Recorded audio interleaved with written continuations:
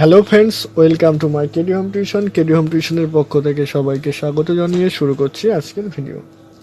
দেখো, আজ আমরা ক্লাস 7-এর ভূগোল ফার্স্ট ইউনিট টেস্ট সাজেশন সম্পর্কে আলোচনা করব। দেখো, আমাদের সাজেশন হবে চ্যাপ্টার ওয়াইজ। আমাদের যে কটি চ্যাপ্টারে এক্সাম হবে সে কটা চ্যাপ্টার ওয়াইজ আমরা সাজেশন সম্পর্কে আলোচনা করব। দেখো, প্রথম চ্যাপ্টার পৃথিবীর গতি। এই চ্যাপ্টার থেকে যে কটা শর্ট বড় কোশ্চেন হয় 2 নম্বর 3 নম্বর 5 নম্বর, প্রত্যেকটা কোশ্চেন আমরা আলোচনা করবো। দেখো, সঠিক উত্তরটি নির্বাচন করো। দেখো, এক একটা সূর্য পৃথিবীর তুলনায় 13 লক্ষ গুণ বড়। তারপর দেখো, সূর্য আসলে কি? আগুনের গোলা। তারপরে আকাশগঙ্গা একটি কি? ছায়াপথ। তারপর দেখো, পৃথিবী সূর্যের চারিদিকে প্রদক্ষিণ করে, তা বৃত্তাকার পথে না উপবৃত্তাকার পথে। ওকে। তারপর দেখো, কোনো বস্তুকে উপরের দিকে ছুড়ে দিলে ফিরে যায় কি? নিচের দিকে, তাই না? তারপর দেখো, গ্রহগুলোকে ঠিক কিভাবে ঘুরে জানিয়েছিলেন? কে জানিয়েছিলেন? কেপলার জানিয়েছিলেন। ওকে।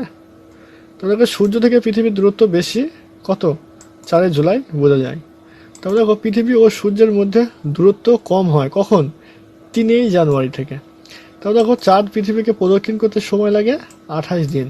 তারপর দেখো, পৃথিবীর দিন রাত্রির হ্রাস বৃদ্ধির ঘটে পরিক্রমণের গতির ফলে। তারপর দেখো, মকরক্রান্তি দিনটি হয় কত থেকে? 22 ডিসেম্বর থেকে। তারপর দেখো, পৃথিবীতে দিন রাত্রি হয় আহ্নিক গতির ফলে। তারপর দেখো, পৃথিবীর পূর্ব থেকে পশ্চিমে আবর্তন করলে যে দিকে সূর্য ওঠে তাকে পশ্চিম দিক বলে। তারপর দেখো, পৃথিবীর আবর্তন গতি সবচেয়ে বেশি কোথায়? মেরুতে, মকরক্রান্তি রেখায় না নিরক্ষরেখায়? তারপর দেখো, সূর্যের উত্তরায়ণের সময়কাল 21 জুলাই থেকে 22 জুলাই, 23 থেকে 21 জুলাই না 22 ডিসেম্বর থেকে 21 জুলাই। তো দেখো, আফ্রিকা মহাদেশের মাঝ বরাবর পূর্ব পশ্চিমে বিস্তৃত কাল্পনিক রেখাকে কি বলা হয়? তা হচ্ছে বিষুব্য রেখা। তো দেখো, অধিবর্ষের বছর থেকে কত সাল ধরা হয়? তা হচ্ছে 1994। তারপর দেখো, তোমার ছায়ার দৈর্ঘ্য সবচেয়ে ছোট হবে কখন?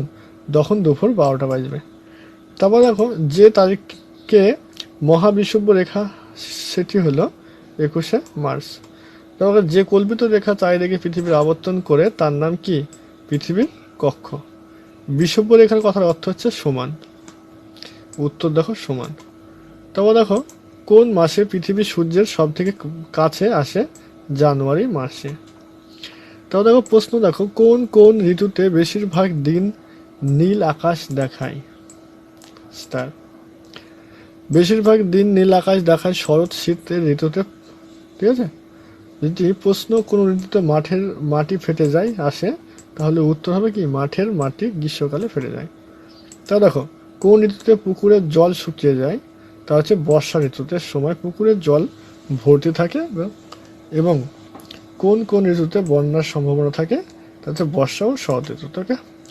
তাও দেখো, কোন কোন ঋতুতে ডোবা খাল বিল সেচে মাছ ধরা যায়? শীত ও বসন্ত ঋতুতে। কোন ঋতুতে সূর্য পূর্ব আকাশের রং সব দিকে দক্ষিণ দিকে কেসে ওঠে? তা হচ্ছে শীত ঋতুতে। কোন ঋতুতে দুপুর 12টা ছায়ার মধ্যে সবচেয়ে বেশি থাকে? তা হচ্ছে 12টা ছায়া। কোন ঋতুতে? শীত ঋতুতে। কোন ঋতুতে খুব কোকিল ডাকে? তা হচ্ছে বসন্ত ঋতুতে। ওই যে উত্তর গোলার্ধে কোন ঋতুতে সব থেকে বড় দিন হয়? তা হচ্ছে গ্রীষ্ম ঋতুতে। 25 ডিসেম্বর বড়দিন। এই দক্ষিণ গোলার্ধে গরম না ঠান্ডা থাকে? তখন বড়দিন, তখন গরম থাকে। তবে বিজ্ঞানীরা আন্টার্কটিকা মহাদেশের অভিযানে ডিসেম্বর মাসে কেন যায়? কারণ বিজ্ঞানীরা ডিসেম্বর মাসে আন্টার্কটিকা মহাদেশের অভিযান করেন, কারণ এই অঞ্চলের দক্ষিণ গোলার্ধে অবস্থিত। সূর্যের দক্ষিণায়নের ফলে এখানে সূর্য রশ্মি লম্বা হবে পড়ে এবং দিন বড় হয় এবং রাত্রি ছোট হয়। আর তখন আন্টার্কটিকায় গ্রীষ্মকাল, বরফ গলতে শুরু করে এবং আবহাওয়া অত্যন্ত মনোরম থাকে। কোথাও অভিযান করার অত্যন্ত প্রকৃষ্ট সময়। তো দেখো, জুলাই না জানুয়ারি কোন মাসে আমরা সূর্যের বেশি কাছে আসি? তা হচ্ছে জানুয়ারি মাসে। ঠিক আছে। তো দেখো, পৃথিবীর উপরে অবস্থিত সকল বস্তুকে নিজের দিকে আকর্ষণ করে একে কি বলা হয়? মধ্যাকর্ষণ বল। ভারী হালকা সব জিনিসই কি পড়ে কোন দিকে? নিচের দিকে পড়ে। তবে সকল বস্তুকে পরস্পরের আকর্ষণ করে একে কি বলা হয়? মহাকর্ষণ।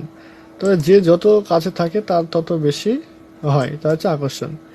সূর্য পৃথিবীর তুলনায় কত গুণ বড়? 13 লক্ষ গুণ। দিনের মধ্যে বড় ঠান্ডা অনুভূত হয় সূর্যাস্তে। পৃথিবীর পশ্চিম দিক থেকে আবর্তন করে পূর্বে। আমাদের দেশে শীতকালে রাত্রি হয় ছোট, আর সূর্যের উত্তরমুখী আবর্তগতিকে কি বলে? দক্ষিণায়ন বলে। তাই দক্ষিণায়ন হাস সূর্যের কোণ আবর্তন দক্ষিণমুখী। 21শে মার্চ বিষুবকে উত্তর গোলার্ধের বিষুব বলে, বসন্তকালীন। তারপরে মেরু ও একটানা 6 মাস দিন ও রাত্রি হয় কুমেরুতে। পৃথিবীর আসলে কি? পৃথিবীর উত্তর আসলে একটি গ্রহ। সূর্য কি? সূর্য একটি নক্ষত্র। আকাশগঙ্গা চারিদিকে ঘুরছে, সূর্য ও তার উপগ্রহ ঘুরছে। পৃথিবী চাইতে সূর্য কত বড়? তাহলে পৃথিবী 13 লক্ষ গুণ বড়।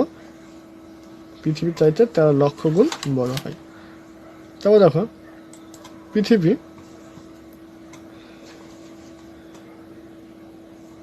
কাকে প্রদক্ষিণ করছে? পৃথিবী দুটি প্রান্তকে প্রদক্ষিণ করছে। তো দেখো, পৃথিবী দুটি প্রান্তকে কি বলে? পৃথিবী নিজ পাকে এক পাক খেতে সময় নেয় 24 ঘন্টা। পৃথিবী সূর্যকে প্রদক্ষিণ করছে, তাই না? পৃথিবী নিজে এক পাক খেতে 24 ঘন্টা সময় নেয়। তাহলে এখন নিরক্ষরেখা বৃত্তের অবস্থান কোথায়? নিরক্ষরেখার অবস্থান মাঝ বরাবর। পৃথিবীর কক্ষটি কেমন হয়? পৃথিবীর কক্ষটি উপবৃত্তাকার হয়। তবে দেখো, পৃথিবী থেকে রকেট ছাড়া হয় কেন? কত বেগে? তা হচ্ছে পৃথিবী থেকে রকেট ছাড়া হয় মুক্তি বেগে। সূর্য থেকে পৃথিবীর দূরত্ব কত? সূর্য থেকে পৃথিবীর দূরত্ব 15 কোটি কিমি। এবারে গ্রহগুলি সূর্যের চারিদিকে ঘোরে কে বলেছে? বিজ্ঞানী কোপারনিকাস। তাহলে বিজ্ঞানী কোপারনিকাস গ্রহতে গতি কয়টি সূত্রের কথা বলেছেন? তাহলে 3টি সূত্রের কথা বলেছেন। বলছে কখন আমরা সূর্যের বেশি কাছে আসি? তা হচ্ছে 3 জানুয়ারি। ক্যালেন্ডার থেকে কি জানা যায়? ক্যালেন্ডার থেকে দিন, মাস, বছর গোনা যায়। চাঁদ পৃথিবীকে কত দিনে প্রদক্ষিণ করে? তা হচ্ছে চাঁদ পৃথিবীকে 28 দিনে প্রদক্ষিণ করে। চন্দ্রমাস কত দিনে হয়? চন্দ্রমাস 28 দিনে হয়। সূর্য ঘুড়ি থেকে কি জানা যায়? সূর্য ঘুড়ি থেকে সময় জানা যায়। 1 ঘন্টায় কত সেকেন্ড? 1 ঘন্টায় 3060 সেকেন্ড। তারপরে 3600 সেকেন্ড। এক কথায় পৃথিবীর সূর্য পরিক্রমণের সময় কত? 365 দিন, 5 ঘন্টা, 48 মিনিট, 46 সেকেন্ড। অধিবর্ষ কি? অধিবর্ষ হচ্ছে অর্ধবর্ষ 366 দিনে হয়। মহাকাশ কি? মহাকাশ বা মহাশূন্য এমন একটি পৃথিবীতে সকল বস্তুকে পরস্পরের আকর্ষণ করে বা নিজের দিকে টানে, একে মহাকাশ বলে। মহাকাশের ফলে কি হয়? মহাকাশের ফলে চাঁদ পৃথিবীকে প্রদক্ষিণ করছে, পৃথিবী বা অন্যান্য গ্রহ সূর্যকে প্রদক্ষিণ করছে, আবার সূর্য বা সৌরজগৎ নিয়ে আকাশগঙ্গা চারিদিকে ঘুরছে। পৃথিবীর অক্ষ কি? পৃথিবীর অক্ষ হচ্ছে একটি কাল্পনিক। এই কাল্পনিক রেখাকে পৃথিবীর আবর্তন বলে। পৃথিবীর কয়টি মেরু ও তাদের নাম লেখো? পৃথিবীর 2টি মেরু, উত্তর মেরু, সুমেরু মেরু ও দক্ষিণ মেরু। মুক্ত বেগ কি? পৃথিবীর আকর্ষণ এই সকল বস্তুই আকর্ষিত হয়, কিন্তু একটি নির্দিষ্ট গতিবেগ যে চললে এই আকর্ষণকে অতিক্রম করা যায়, একেই বলা হয় মুক্তিবেগ। কক্ষতল বলতে কি বোঝো? পৃথিবীর যে পথে সূর্যকে প্রদক্ষিণ করে সেটি তার কক্ষপথ। এই কক্ষপথ মহাশূন্য বা কাল্পনিক সমতলে থাকে, তাই একে কক্ষতল বলে। বৃত্তাকার বা উপবৃত্তাকারের মধ্যে পার্থক্য লেখো। বৃত্তাকার সম্পূর্ণ গোলাকার, আর উপবৃত্তাকার ডিম্বাকার। পুরোপুরি গোল নয় এরা, সব ব্যাস সকল ক্ষেত্রে সমান হবে। অপসূর বলতে কি বোঝো? অপসূর এর অবস্থান সূর্য থেকে পৃথিবীর দূরত্ব বেড়ে যায়। এটি সবচেয়ে বেশি 4 জুলাই। দূরত্ব প্রায় 15 থেকে কোটি কোটি কিমি। অনুসূরের অবস্থান কি ঘটে? অনুসূরের অবস্থানে সূর্য থেকে পৃথিবীর দূরত্ব সবচেয়ে কম, প্রায় 14.74 কোটি। এতে 3 জানুয়ারি দেখা যায়। ঘড়ি ও ক্যালেন্ডার না থাকলে কি অসুবিধা হতো? ঘড়ি ও ক্যালেন্ডার না থাকলে সঠিক সময় ধরা যেত না। কোনো কাজই করা যাবে না, কোনো তারিখ বা কোনো সময় জানতে পারা যাবে না। পৃথিবীর গতি কয় রকম? কি? পৃথিবীর গতি 2 প্রকার, আবর্তন গতি আর পরিক্রমণ গতি। দেখো, পৃথিবী তার নিজের সাইডকে দিনে একবার অতিক্রম করতে পশ্চিম দিক থেকে পূর্ব দিকে আবর্তন করে। পৃথিবীর এই আবর্তন গতি বাহনিক গতি বলে। এরূপ আবর্তন গতি পৃথিবীর সময় লাগে 23 ঘন্টা 56 মিনিট 24 ঘন্টা, যা আমরা একদিনে জানি।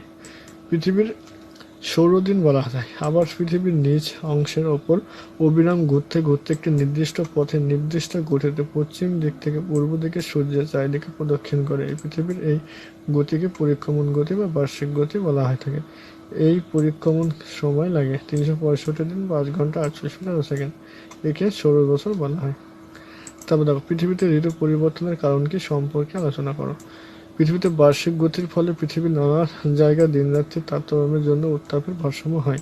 এছাড়া পৃথিবীর অক্ষতলের সঙ্গে মেঘ রেখার এত তীর্যকভাবে পড়ার উপেক্ষা হ্রাস প্রাপ্ত হয়। প্রধানত এই সকল কারণের জন্য ঋতু পরিবর্তন দেখা যায়। কোনো অবস্থাতে করার জন্য পৃথিবীর নানা স্থানে সূর্য লম্বভাবে বা তীর্যকভাবে পড়ে। হ্যাঁ, যখন যে গোলার্ধে অবস্থিত তখন রশ্মিগুলো সেই গোলার্ধে লম্বভাবে পড়ে, ফলে সেখানে দিন বড় হয়, রাত ছোট হয়। আবার বিপরীত গোলার্ধে তখন সূর্যের আলো লম্বাভাবে পড়ে, তীর্যকভাবে পড়ে, সেখানে দিন ছোট হয় আর রাত বড় হয়। এই কারণে লম্বা পড়া রশ্মির তুলনায় তীর্যক পড়া রশ্মির মধ্যে উত্তাপের পরিমাণ কম হয়। দিন বড় হলে সূর্য রশ্মি লম্বাভাবে পড়ে, ফলে দিনের বেলায় পৃথিবীর যে তাপ ছোট, রাত সেই তাপ বিকিরণ করতে পারে। ফলে ওই স্থানে তাপ সঞ্চিত হয়ে গ্রীষ্মকালীন আবহাওয়া দেখা যায়। তাই তখন সেই গোলার্ধের দিন বড়, তখন সেই গ্রীষ্মের আরও বিপরীত গোলার্ধের বিপরীত ঋতু শীতকাল। এই কারণে পৃথিবীতে পরিক্রমণে ঋতুর পরিবর্তন দেখা যায়। তো দেখো, উত্তর গোলার্ধে বসন্তকাল কিভাবে আসে আলোচনা করো। দেখো স্টার, প্রত্যেকটা কোশ্চেন স্টার।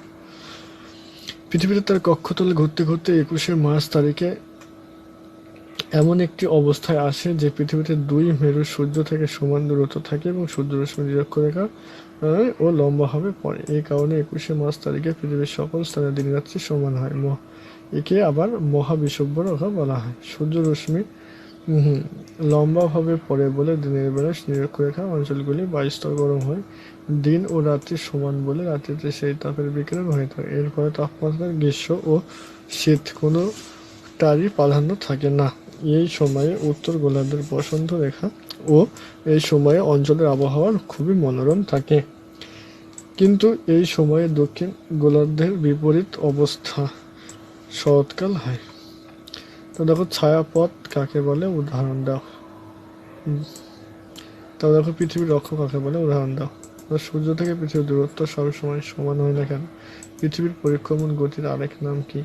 কোন তারিখে কর্কটক্রান্তি রেখা বলা হয়? অপসূর অনুসরের মধ্যে পার্থক্য লেখো। ছায়াবৃত্ত কি সৃষ্টি হয়? পৃথিবীর অপসূর অনুসরের অবস্থায় একটি চিহ্নিত ছবি আঁকো বা ঋতু পরিবর্তনের বর্ণনা দাও। তারপর দেখো দ্বিতীয় অধ্যায়, ভূপৃষ্ঠের কোন স্থানের অবস্থা নির্ণয় করো। আমাদের এটা দ্বিতীয় অধ্যায়, ঠিক আছে? ওই অধ্যায়ে যেগুলি আসার মতো কোশ্চেন আলোচনা করলাম, এবার আমরা পরের অধ্যায় সম্পর্কে আলোচনা করব। ভিডিওটি একটু বড় হবে, তাহলেও তোমরা দেখো। একটা ভিডিওতেই সব ফার্স্ট ইউনিট টেস্টের সব সাজেশনগুলো দেওয়ার চেষ্টা করলাম। দেখো, শূন্যস্থান পূরণ করো। পৃথিবীর ক্ষুদ্র রূপ বলা হয় কাকে? গোলককে। মূল মধ্য রেখার পূর্ব অংশের নাম কি? ঊর্ধ্ব গোলার্ধ। নিরক্ষরেখার সমান্তরাল পূর্ব পশ্চিমে কল্পিত রেখাগুলিকে বলে অক্ষরেখা। দাগিমা রেখা পরস্পরের সমান্তরাল নয়। তবে দেখো, বর্তমানে জাহাজ, বিমানে, আধুনিক গাড়ি ও দামি মোবাইল থেকে জিপি ট্র্যাক করা হয়, ঠিক আছে? পৃথিবীর উত্তর মেরু থেকে দক্ষিণ মেরু পর্যন্ত উত্তর দক্ষিণ কল্পিত রেখাগুলি হলো দাগিমা রেখা। নিরক্ষরেখার মান কত? 0 ডিগ্রি, ঠিক আছে, নিরক্ষরেখার মান। তারপর দেখো, কলকাতার অবস্থান কত? কলকাতার অবস্থান হচ্ছে 20.34। তারপর দেখো, অক্ষরেখাগুলো হচ্ছে পূর্ণবৃত্তাকার। অক্ষরেখার মান বা মেরুর দিকে বেড়ে যায়। দাগিমা রেখা হচ্ছে অর্ধবৃত্ত। মূল মধ্যরেখার অপর নাম কি? রয়্যাল গিনিস কোথায় অবস্থিত? গোলক কিসের প্রতিরূপ? অক্ষরেখা কিসের ভিত্তিতে পরিমাপ করা হয়? কলকাতার অবস্থান ও কত ডিগ্রি অক্ষরেখা? দাগিমা রেখা কি পরস্পরের সমান্তরাল? তো দেখো, মূল মধ্যরেখা কাকে বলে উদাহরণ দাও। মূল মধ্যরেখা পৃথিবীকে দুটি সমান ভাগে ভাগ করেছে। এই রেখা গ্রেটার লন্ডনের রয়্যাল গিনিস নামক স্থানের ওপর দিয়ে কল্পনা করা হয়েছে। এই রেখার পূর্ব অংশ পূর্ব গোলার্ধ আর পশ্চিম অংশ পশ্চিম গোলার্ধ নামে পরিচিত। তারপরে পরবর্তী কোশ্চেন, অক্ষরেখা কাকে বলে? নিরক্ষরেখার সমান্তরাল পূর্ব পশ্চিমে বিস্তৃত কল্পিত পূর্ণবৃত্তগুলোকে হলো অক্ষরেখা। অক্ষরেখার বৃত্তগুলো মেরুর দিকে ক্রমশ ছোট হতে থাকে। ভূপৃষ্ঠ কোনো স্থানের অবস্থান জানতে ওই রেখার ভূমিকা অত্যন্ত গুরুত্বপূর্ণ। তো দেখো, অক্ষরেখার প্রয়োজনীয়তা কি? কোনো স্থান নিরক্ষরেখা থেকে কতটা উত্তরে বা দক্ষিণে আছে তা বোঝানোর জন্য অক্ষরেখার প্রয়োজন হয়। যেমন কলকাতা অবস্থান করেছে কত? 20.34 উত্তর অক্ষরেখার ওপর। তাহলে আমরা বলতেই পারি পৃথিবীটা কলকাতার অবস্থান 20.34 উত্তরে।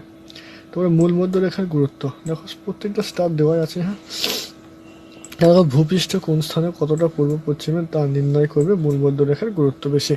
বলছে এই রেখার মান 0 ডিগ্রি, ঠিক আছে। মূল মধ্য রেখা থেকে পূর্ব পশ্চিমে উত্তর মেরু বিন্দু থেকে দক্ষিণ মেরু বিন্দু পর্যন্ত লম্বালম্বী রেখাগুলিকে বলা হয় দ্রাঘিমা রেখা।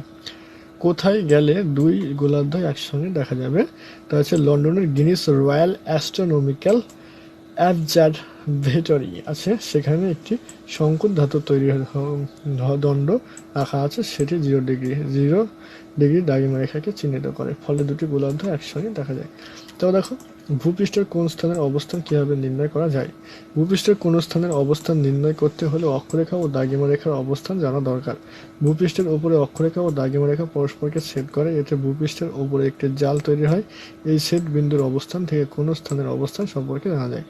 তারপরে নিরক্ষরেখা থেকে মেরুর দিকে গেলে কি কি পরিবর্তন লক্ষ্য করা যায়? তাই নিরক্ষরেখা থেকে মেরুর দিকে গেলে লক্ষ্য করা যাবে যে সূর্য রশ্মি ক্রমশ তীর্যকভাবে পড়ছে, সূর্যের রশ্মি তীর্যকভাবে পড়ার জন্য তাপমাত্রা পরিবর্তন হবে। এছাড়া মেরুর দিকে যত এগিয়ে যাওয়া যাবে সময়ের পরিবর্তন তত দেখা যাবে। একেবারে মেরুর নিকটে গেলে সেখানে ঠান্ডা আবহাওয়া ও বরফের আচ্ছাদিত ভূমি দেখা যাবে। আরেকটা দেখো, এই অক্ষরেখা বরাবর স্থানগুলোতে একই সময়ে দিন রাত্রি হয় কে? যদি না হয় তাহলে কেন? কেন হয় না? একই সময়ে দিনরাত হয় না। অক্ষরেখা বরাবর অবস্থিত হলে স্থানগুলোতে দিন রাত্রের আগে পরে হয়। অক্ষরেখাগুলি পৃথিবীর পূর্ব ও পশ্চিমে বিস্তৃত, ফলে অক্ষরেখার স্থানগুলি অবস্থিত হলেও কোনো স্থান পূর্বের আবার কোনো স্থান পশ্চিমে অবস্থান করে। এই সব স্থানে একই সময়ে সূর্যের অবস্থান থাকে না বলে একই সময়ে দিনরাত্রি হয়। তারপর দেখো, বিভিন্ন অক্ষরেখা তাপের কীরকম পার্থক্য অনুভব হবে? বিভিন্ন অক্ষরেখা অক্ষাংশের মানের তারতম্য ফলে সূর্যরশ্মির পতন কোণের তারতম্য ঘটে। নিরক্ষরেখা থেকে উত্তর দিকে এবং দক্ষিণ দিকে সূর্যের রশ্মি তীর্যকভাবে পড়ে তাপের পার্থক্য হয়। এই কারণে পৃথিবীতে বিভিন্ন তাপমাত্রার সৃষ্টি হয়ে যায়। তারপর দুটো অক্ষরেখার মাঝখানে কোনো স্থানের অবস্থান কীভাবে তা নির্ণয় করো। দুটো অক্ষরেখার মাঝখানে কোনো স্থানের অবস্থান নির্ণয় করতে গেলে ওই নির্দিষ্ট স্থান থেকে নিরক্ষরেখার তল পর্যন্ত একটি রেখা টানতে হবে। নিরক্ষ তল থেকে পৃথিবীর কেন্দ্র পর্যন্ত আরেকটি রেখা সেখানে কোণ উৎপন্ন করবে, সেটি হবে ওই নির্দিষ্ট স্থানের অবস্থান। তো দেখো, কোথায় গেলে পূর্ব তার পশ্চিমে গোলার্ধ উভয় দেখতে পাওয়া যাবে? তা হচ্ছে যুক্তরাষ্ট্রের রাজধানী লন্ডনের গিরিশ পর্বত, ঠিক আছে। পৃথিবীর ছবি এঁকে দ্রাঘিমা রেখা কাকে দেখো? গ্লোবের ছবিতে উত্তর মেরু ও দক্ষিণ মেরু বিস্তৃত দ্রাঘিমা রেখা। অক্ষরেখা ও দ্রাঘিমা রেখার মধ্যে বৈশিষ্ট্য বা পার্থক্য, ভেরি ভেরি ইম্পর্টেন্ট কোশ্চেন কিন্তু, হ্যাঁ। অক্ষরেখা ও দ্রাঘিমা রেখা পরস্পরের সমান্তরাল। অক্ষরেখাগুলি পূর্ণবৃত্ত হয়, অক্ষরেখাগুলি মোট 180টি হয়। অক্ষরেখার মধ্যে নিরক্ষরেখা গুরুত্বপূর্ণ। অক্ষরেখাগুলি সর্বোচ্চ মান 900, সর্বনিম্ন 0। অক্ষরেখাগুলো পশ্চিমে বিস্তৃত। অক্ষরেখাগুলি অবস্থিত স্থানগুলিতে একই সময়ে দিনরাত্রি হয় না, আগে পরে। দ্রাঘিমা রেখাগুলি পরস্পরের সমান্তরাল নয়। দ্রাঘিমা রেখাগুলি অর্ধবৃত্ত। দ্রাঘিমা রেখার সংখ্যা 360। দ্রাঘিমা রেখার মধ্যে মূল মধ্য রেখা গুরুত্বপূর্ণ। দ্রাঘিমা রেখার সর্বোচ্চ মান 360, সর্বনিম্ন 0। দ্রাঘিমা রেখাগুলি উত্তর দক্ষিণে বিস্তৃত। একে দ্রাঘিমা রেখায় অবস্থিত স্থানগুলিতে একই সময়ে দিনরাত্রি হয়। তো এই দ্রাঘিমা রেখাগুলি অবস্থিত জায়গাগুলিতে স্থানীয় সময় এক হয় না কেন? কারণ একই দ্রাঘিমা রেখা অবস্থিত জায়গাগুলিতে স্থানীয় সময় এক হয়, কারণ এই দ্রাঘিমায় অবস্থিত স্থানগুলি একে অন্যের পূর্ব দিকে পশ্চিম দিকে হয়ে, ফলে এই স্থানগুলিতে একই সময়ে সূর্যোদয়, মধ্যাহ্ন ও সূর্যাস্ত হয় না, কারণ এই দ্রাঘিমা রেখাগুলি পৃথিবীর উত্তর দক্ষিণে বিস্তৃত হয়। তারপর দেখো, পৃথিবীর কোন দিকে গেলে সময় এগিয়ে যায় এবং কেন? পৃথিবীর মূলমধ্য রেখা থেকে পূর্ব দিকে এগিয়ে গেলে সময় এগিয়ে যায়, কারণ সূর্য পূর্ব দিকে উঠে আর পৃথিবী পশ্চিম দিকে উঠে পশ্চিম দিকে পূর্ব দিকে আবর্তন করেছে। তারপর দেখো, লন্ডনের অলিম্পিকের উদ্বোধনী অনুষ্ঠান ভারতের সরাসরি 11টা 30 মিনিটে শুরু হয়। লন্ডনে ওই অনুষ্ঠান কখন আরম্ভ হবে? দেখো, 5 ঘন্টা 30 মিনিট ভারত থেকে সরাসরি 11টা 11:30 মিনিটে উদ্বোধন অনুষ্ঠান দেখা যাবে। লন্ডনে শুরু হবে 11টা 30 মিনিট, 5 ঘন্টা। পরের চ্যাপ্টার দেখো, এশিয়া মহাদেশ, ঠিক আছে। পৃথিবীর ভূপৃষ্ঠের এই বৈচিত্র্য। ভূমিরূপ: ভূপৃষ্ঠের মাঝামাঝি উঁচু অংশ ড্যাশ মালভূমি। ইউরোপের আলপাস হচ্ছে ভঙ্গিল পর্বত। ফ্রান্সের স্তূপ পর্বত হচ্ছে কি? ভোজ। আফ্রিকার কিলিমাঞ্জারো হচ্ছে আগ্নেয় পর্বত। তা দেখো, ভূপৃষ্ঠ থেকে উঁচু অংশ হচ্ছে কি? তা হচ্ছে পর্বত, ঠিক আছে। তারপরে দার্জিলিংয়ে দিনের বেলায় কি জামা কাপড় সোয়েটার পরে থাকতে হয়? দার্জিলিংয়ে সোয়েটার পরে থাকতে হয়, ঠিক আছে। তো দেখো, বললে একটি প্রাচীন নবীন না সাময়িক পর্বত, তাকে প্রাচীন পর্বত। আন্দিজ পার্বত্যমালা, ভঙ্গিল পর্বতমালা, ঠিক আছে। তো পামির মালভূমির উচ্চতা হচ্ছে এত, 4843 মিটার। এলিনার বাড়ি কোথায়? কলকাতা। পৃথিবীর কোন অঞ্চলে সব থেকে উর্বরতা সমভূমি অঞ্চল? তারপর দেখো মালভূমি অঞ্চলে জনবসতি কেমন ছিল? মাঝারি। তারপর দেখো পার্বত্য অঞ্চলের প্রধান জীবিকা ছিল পর্যটন। সংক্ষিপ্ত উত্তর লিখতে হবে 2-3টি বাক্যে। তারপর দেখো স্তূপ পর্বত কি দিয়ে কিভাবে গঠিত হয়? উদাহরণ দাও। স্টার। ভূয়ালনের ফলে ভূপৃষ্ঠে অনেক সময় ফাটল ধরে। পরবর্তীকালে ভূয়ালনের ফলে এই ফাটলের মাঝে ভূখণ্ড উঁচু হয়ে বা দাঁড়ায় বা ভূপাশের ভূখণ্ড নিচে বসে যায় আর মাঝখানটা স্তূপের মতো সৃষ্টি হয়। তাকে ভারতের সাতপুরা যেমন জার্মানি ফ্রান্স বলে উদাহরণ। টেবিল ল্যান্ড কি? স্টার। মালভূমির উপরে অনেকটা পড়ার টেবিলের মতো, উপরের টেবিলের মতো সমতল হলে ধারগুলো টেবিলের পাশের মতো ঢালু আর খাড়া। এই কারণে মালভূমিকে টেবিল ল্যান্ড বলে। সমভূমি অঞ্চলে জনবহুল কেন? বেশিরভাগ নগর শহর জনপদ ইত্যাদি অবস্থিত। বিস্তীর্ণ সমভূমি থাকায় কৃষি শিল্প পরিবহন ব্যবসা বাণিজ্য সবকিছুর সুবিধা থাকার ফলে সমভূমি অঞ্চলগুলো জনবহুল হয়। মালভূমিতে কিসের অনুকূল পরিবেশ পাওয়া যায়? পৃথিবীর বড় মালভূমিগুলি প্রায় শুষ্ক অঞ্চলে অবস্থিত। এখানে বৃষ্টিপাত কম হওয়ায় বিস্তীর্ণ তৃণভূমি দেখা যায়। তাই এখানে পশুপালন করার অনুকূল পরিবেশ পাওয়া যায়। আর বীরভূমের কোথায় কী ধরনের ভূমি রূপ দেখা যায়? তো বীরভূম জেলায় লাল কাপড় বিছানা মাটি নিচু উঁচু ঢেউ খেলানো পাথরের জমি দেখা যায়। এখানকার আবহাওয়া একটু শুষ্ক ধরনের, এটি মালভূমি অঞ্চল। তারপর দেখো বলছে ভূপৃষ্ঠের সব জায়গায় একরকম নয় কেন? কারণ পৃথিবীর উপরিভাগ আছে পর্বত মালভূমির সমভূমি, এইরূপ দেখতে পাওয়া যায় একই রকম। এইরূপ তৈরি হয়েছে পৃথিবীর অভ্যন্তরীণ বহির্জাত শক্তি থেকে। পৃথিবীর অভ্যন্তরীণ সর্বদা আলোড়ন চলছে। পৃথিবীর কতগুলো ছোট বড় পাত দিয়ে তৈরি অনেকটা ভাঙা চায়ের প্লেটের মতো। মহাদেশ মহাসাগরগুলো এই পাতাগুলোর ওপরে আছে। এই পাতাগুলো হচ্ছে অ্যাস্থেনোস্ফিয়ার, এর ওপর ভাসছে। ভাসতে ভাসতে এরা কোনো সময়ের কাছাকাছি হচ্ছে, ধাক্কা খাচ্ছে, আবার দূরে সরে যাচ্ছে। এটাই অভ্যন্তরীণ শক্তি। এর ফলে পর্বত মালভূমি সমভূমি সৃষ্টি হয়েছে। আর বাইরের শক্তি হলো নদী বায়ু ইত্যাদি। তো এই প্রাকৃতিক শক্তিগুলি ভূমিরূপের উপর কাজ করে, কখনো উচ্চতা কমিয়ে দেয় আবার কখনো উচ্চতা বাড়িয়ে দেয়। তাই এই পৃথিবীর সব জায়গায় একই রকম দেখতে হয় না। ঠিক আছে, তা দেখো সমভূমি সম্পর্কে আলোচনা করো। সমভূমি হলো কোনো নাচু সমতল বিস্তীর্ণ ভূমি। প্রায় মহাদেশের বিস্তীর্ণ আছে। এশিয়া গাঙ্গেয় সমভূমি, আফ্রিকার নীলনদের সমভূমি, উত্তর আমেরিকার পেরি, দক্ষিণ আমেরিকার পাম্পাস সমুদ্রগুলি বিখ্যাত। সমভূমি সমুদ্র পৃষ্ঠ থেকে খুব বেশি উঁচু হয় না।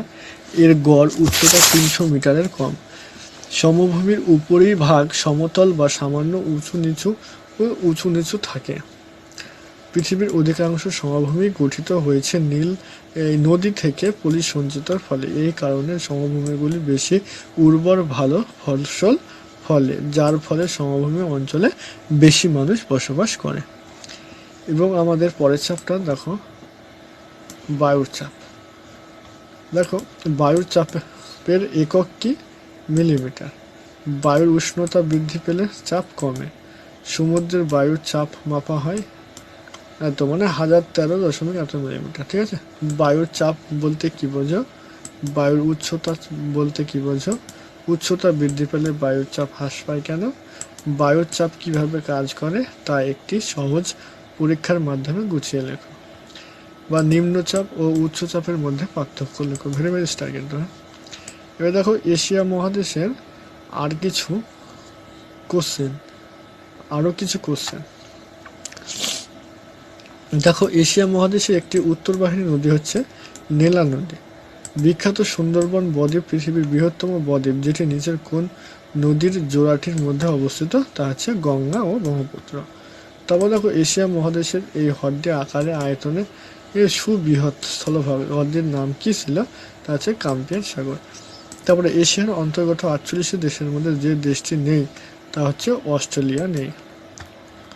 তাও দেখো নিচের নদীগুলির মধ্যে বিপরীত দিক থেকে বয়ে যাওয়া নদীটিকে কি বলে? তা হচ্ছে ইরাবতী। তারপরে গোস্ত উপত্যকাটির মধ্য দিয়ে প্রবাহিত যে খরস্রোত নদীটির মোহনায় কোনো বদ্বীপ গড়ে ওঠেনি তা হচ্ছে নর্মদা। নিচের যে জলবায়ুতে তীব্র জলাভাস পেয়ে গাছগুলির শিকড় মাটির বহু গভীরে প্রসারিত পাতাগুলি কাটিয়ে রূপান্তরিত করে তা হচ্ছে উষ্ণমেরু।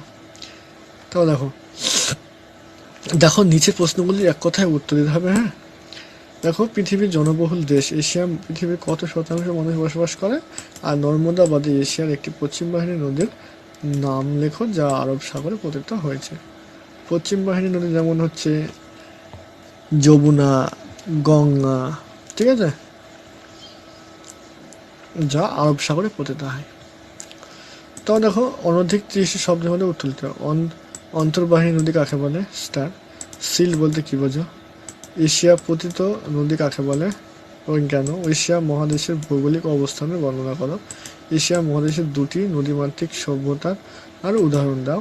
উদাহরণ সহযোগে পর্বতগ্রন্থে কাকে বলে? স্টার। দেখো উচ্চ হিমালয় পর্বত কিভাবে আমাদের দেশের জলবায়ুকে প্রভাবিত করেছে? এশিয়ার উত্তর বাহিনী ও দক্ষিণ বাহিনী নদীর মধ্যে পার্থক্য লেখো। তা দেখো এশিয়ার মধ্যভাগে থাকা পার্বত্য ও ভূমির 3টি বৈশিষ্ট্য লেখো। এগুলো তোমাদের মানে কিছু এক্সট্রা কোশ্চেন, ঠিক আছে। তারপর দেখো এশিয়া মহাদেশের পূর্ব বাহিনী ও পশ্চিম বাহিনী নদীগুলো 3টি পার্থক্য লেখো। তারপর দেখো তোমাদের পরবর্তী কোশ্চেন, জলবায়ুর দ্বারা স্বাভাবিক উদ্ভিদের চারিত্রিক বৈশিষ্ট্য অবস্থান নিয়ন্ত্রণ করো। তারপর দেখো এশিয়ার ভূপ্রাকৃতিক বৈশিষ্ট্য ও ভূপ্রাকৃতিক সম্পর্কে উদাহরণ সহ আলোচনা করো। জনজীবনে এশিয়ার নদীগুলির প্রভাব আলোচনা করো। Very very star. তাদের চরম বৈশিষ্ট্য মোগল এশিয়া ভৌগোলিক উদাহরণ সহ এশিয়া ও ভূমধ্যসাগরের জলবায়ুর বৈশিষ্ট্যগুলি উল্লেখ করো। এবার দেখো এশিয়ার উত্তর বাহিনী নদীগুলির পাই বন্যা হয় কেন? উত্তর বাহিনী, ঠিক আছে। এশিয়ার উত্তর বাহিনী নদীগুলির মোহনার উচ্চ অক্ষাংশ হিমমণ্ডলে অবস্থিত, তাই প্রতি বছর 8-9 মাস বরফে ঢাকা থাকে। শরৎ বসন্তে পার্বত্য অঞ্চলে বৃষ্টি হলে ওই জল মোহনার বরফে বাধা পেয়ে বন্যার সৃষ্টি হয়।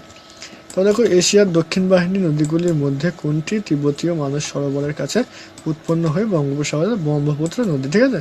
তো দেখো এশিয়ার দক্ষিণ বাহিনী নদীগুলির মধ্যে দীর্ঘতম নদীর নাম কি? নদীটির দৈর্ঘ্য কত? তা হচ্ছে মেকং নদীর দৈর্ঘ্য হচ্ছে 4350। এশিয়ার বৃহত্তম কোন নদী স্বর্ণরেণুর নদী বলা হয়? তাই ইয়াংশিকিয়াংকে। তারপর দেখো এশিয়ার পূর্ব দিকে প্রবাহিত নদী দুটির নাম লেখো যা চীন সাগরে পড়েছে, তা হচ্ছে ইয়াংশিকিয়াং আর শিকিয়াং।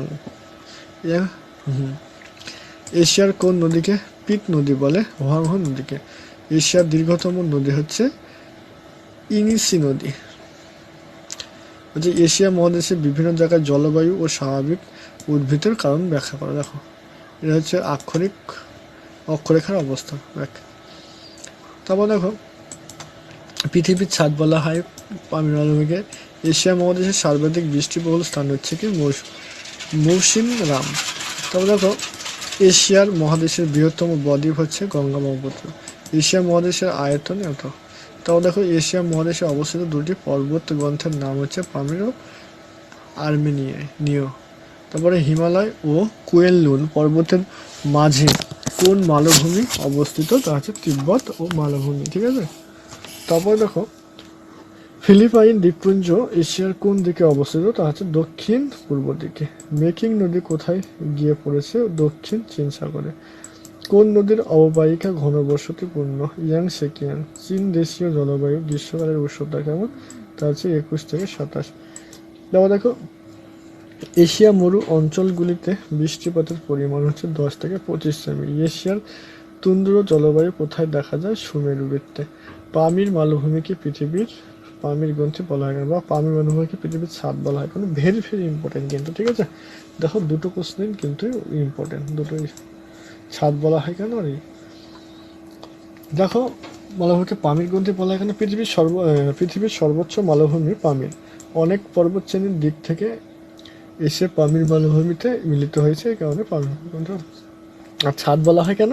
তা হচ্ছে পামির মালভূমিকে পৃথিবীর ছাদ বলা হয়। পামির মালভূমির উচ্চতা পৃথিবীর সকল মালভূমির থেকে প্রায় 4873 মিটার। এর উঁচুতে অবস্থিত বলে একে পৃথিবীর ছাদ বলা হয়। কার্বনে বলা হয়, তাই এর নাম পৃথিবীর ছাদ। তো এশিয়া মহাদেশের সীমা নির্দেশ করো।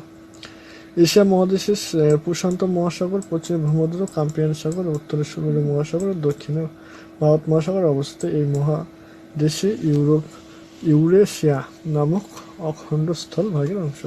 তাও দেখো, এশিয়ার ক্ষেত্রে নদী প্রবাহের সঙ্গে ভূমিরূপের সম্পর্ক কেমন? যে কোনো জায়গায় ভূমিরূপের সঙ্গে নদী প্রবাহের সম্পর্ক থাকে। নদী ভূমিকে অনুসরণ করে থাকে, যেদিকে ঢাল সেদিকে প্রবাহিত হয়। এশিয়ার ক্ষেত্রে দেখা যায় যে নদীগুলি অধিকাংশ মধ্যবর্তী পাহাড়ি অঞ্চল থেকে উৎপন্ন হয়ে দক্ষিণ এবং উত্তর এবং দক্ষিণ পূর্ব দিকে চলে যায়। তো দেখো, এশিয়া মহাদেশকে প্রাচ্য সংস্কৃতির ঐতিহ্য বলা হয় কেন? ভেরি ভেরি স্টার, ঠিক আছে। এটা তোমরা দেখে নাও, একটু স্ক্রিনশট মেরে নাও।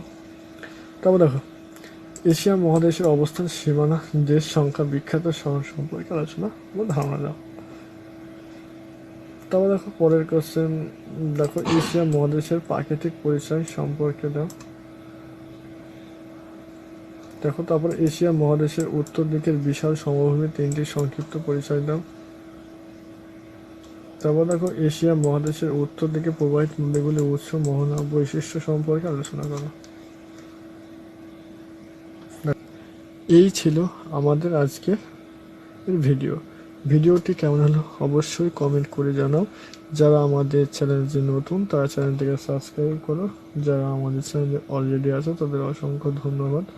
আমাদের ভিডিওগুলি যারা দেখোনি সাজেশনগুলো, তারা প্লে লিস্ট থেকে সাজেশনগুলো দেখে নিও। আমাদের ভিডিও আজ এখানেই শেষ করছি। গুড বাই, সবাই ভালো থেকো।